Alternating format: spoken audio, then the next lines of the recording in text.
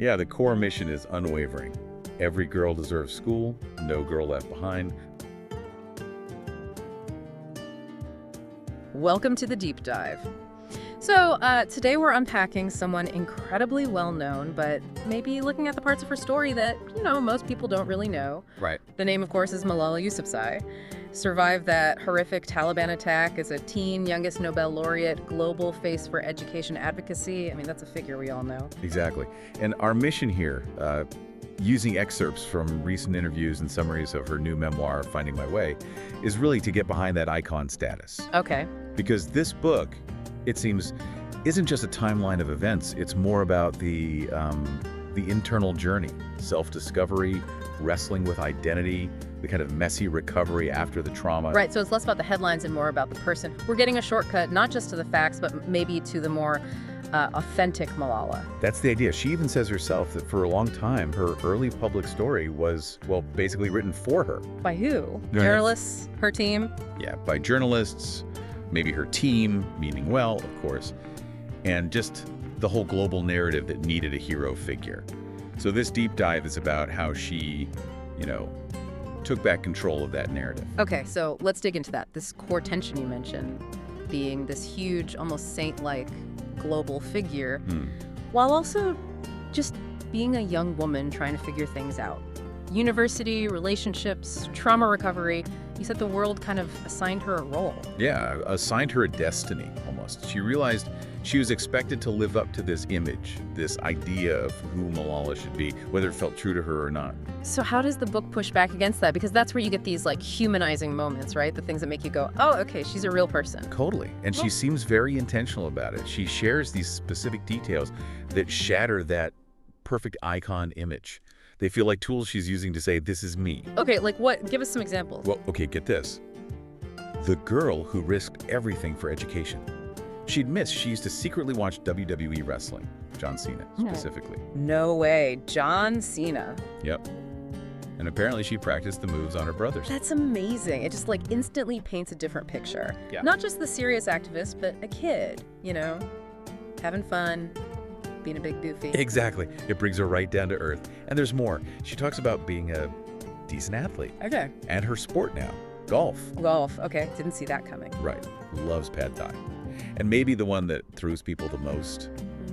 She enjoys binge watching Love is Blind. The reality dating show? Wow. Okay. That is unexpected. Yeah. But also kind of relatable. Totally relatable. It shows she can be this incredibly serious, driven activist, but also just unwind with some, pure entertainment like the rest of us. And she's a Swiftie, too. A Taylor Swift fan. Apparently so. So she connects with the songs about being the eldest daughter, the only sister with two brothers.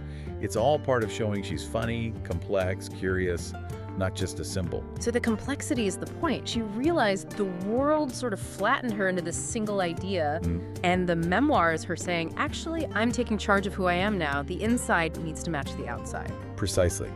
It's about owning her full identity. Okay, so let's shift to her university experience. She became an activist so young, right, age 11, attacked at 15, basically grew up on the world stage, missed out on a lot of normal kid stuff. A huge amount, yeah. So when she finally gets to college, moves to a new country, what was she hoping for? It sounds like something really simple, but also quite profound for her. She just wanted to be a new student just like everybody else. Trying to get some of that lost childhood back. Sort of, yeah. Yeah. A chance at normalcy. And that meant embracing the whole experience, the good, the bad, the messy parts of growing up, making mistakes. And she shares some of those mistakes, right? Things that make her feel very relatable. For you listening, anyone who's been through young adulthood. Definitely. She talks about nearly failing exams because she panicked. We've all been there. Right. And maybe even more universally, getting ghosted by her first college crush. Ouch. Okay, yeah, that definitely breaks the Nobel laureate image down a bit. Exactly. These moments show she wasn't some untouchable figure. She was dealing with the same confusion, the same self-doubt as anyone else, just under this insane level of scrutiny. Did she mention getting into any, minor trouble? The usual college stuff? She does. There's an anecdote about climbing rooftops with friends, which apparently got a bit dangerous, nearly got hurt. Yeah. It highlights those quieter moments, friendship, figuring things out, maybe pushing boundaries a little. The stuff the headlines never capture. Speaking of headlines, becoming a global symbol so fast must have meant dealing with intense media attention. She talks about journalists trying to, manipulate her. Yeah, she mentions realizing pretty early on that some journalists would try to bait her. Bait her how? Into saying controversial things. Seems like it, trying to get those clip-worthy comments. Our sources suggest it wasn't always just about education either. Given her background, coming from Pakistan, educated in the West, reporters apparently pushed for big political statements, criticizing Pakistan, or maybe criticizing the West, things that would, grab headlines and cause a stir. Sound bites they could use. Exactly. They wanted comments that fit existing narratives or sparked outrage. But she figured out how to handle that, even really young. It seems so. She says, and this is a direct quote, "I knew how to avoid having my name plastered across headlines, and I didn't take the bait." Wow. That's incredible foresight for someone dealing with that pressure at that age. Absolutely. She learned to consciously steer the conversation, focus on her message, not let others set the agenda. So yeah, the takeaway from her college years in the book is really about those personal moments, friendship, vulnerability, first love being just as vital as the activism. Okay, but even while trying to find that normalcy, have fun, the trauma of the attack, it didn't just vanish, right? It must have still been there, under the surface. No, definitely not. And this is where the book gets really raw, really vulnerable. She talks about the trauma resurfacing, about recovery, what happens after you survive something like that. And this feels important because it tackles mental health stigmas. Hugely important. She details specific, terrifying incidents. The first time she had severe flashbacks of the shooting, she was at university. She'd taken a hit from a bong at a party. Oh, wow. And that triggered it. Instantly. Right. She said she just froze. She thought she was reliving the attack. It was a memory she thought she had buried somewhere deep down, completely forgotten. And suddenly, boom, it was right there. That must have been incredibly frightening to have it come back like that, unexpectedly. Terrifying. And it wasn't a one-off. It led to more panic attacks. She describes a really bad one later when she was with her husband in a hotel room. She was shaking so uncontrollably he had to call paramedics. Goodness. So this led to a diagnosis. Yes. She was diagnosed with PTSD and anxiety. Conditions she says she's constantly working on. It's such a powerful admission, even someone seen as so strong, so resilient, is navigating this. And it ties back to her earlier experiences, doesn't it? Didn't she initially refuse help? She did. Yeah. And she's very open about that regret. Back when she was in the UK hospital for her physical injuries, they offered therapy. And she admits she just rolled her eyes. Why? Just didn't think she needed it. Partly that, maybe, but she connects it strongly to cultural background. She points out that mental health is still such a taboo topic in so many communities.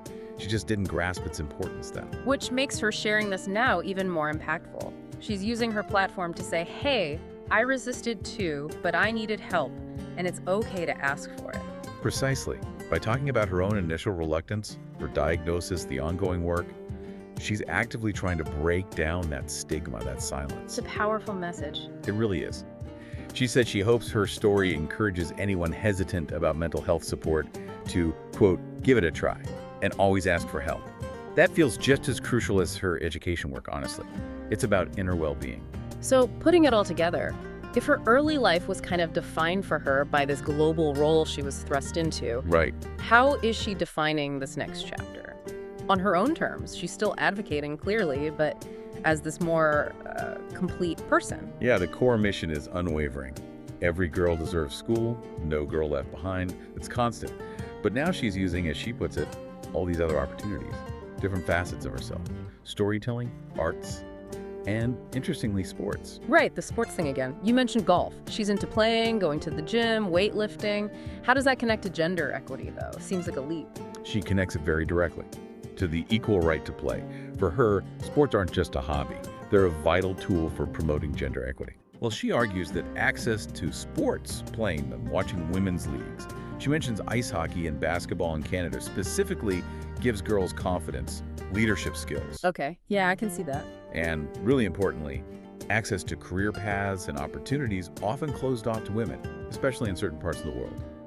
So it's about physical presence, capability, taking up space, competing, just as important as being in the classroom. That's the synthesis, yeah. It's part of the whole picture. And that's what the memoir seems to achieve. It humanizes this global icon.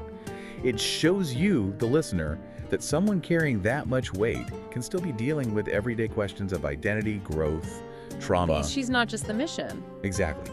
She insists she's not just an activist, not just a symbol.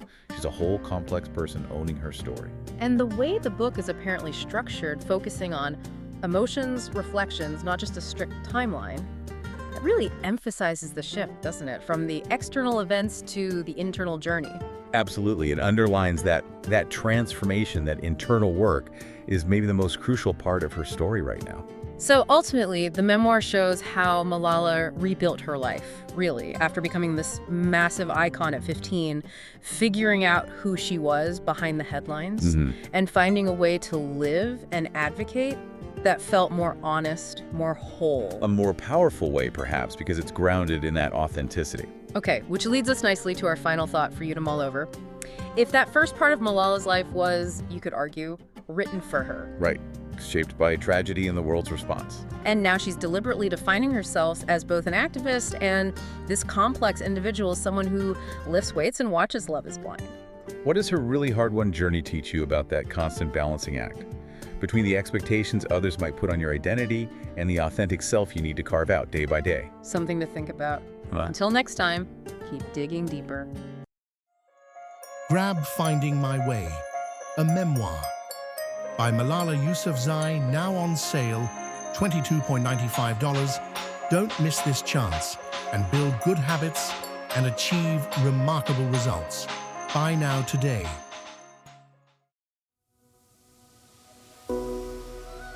Like and subscribe for more Bookhaven podcasts.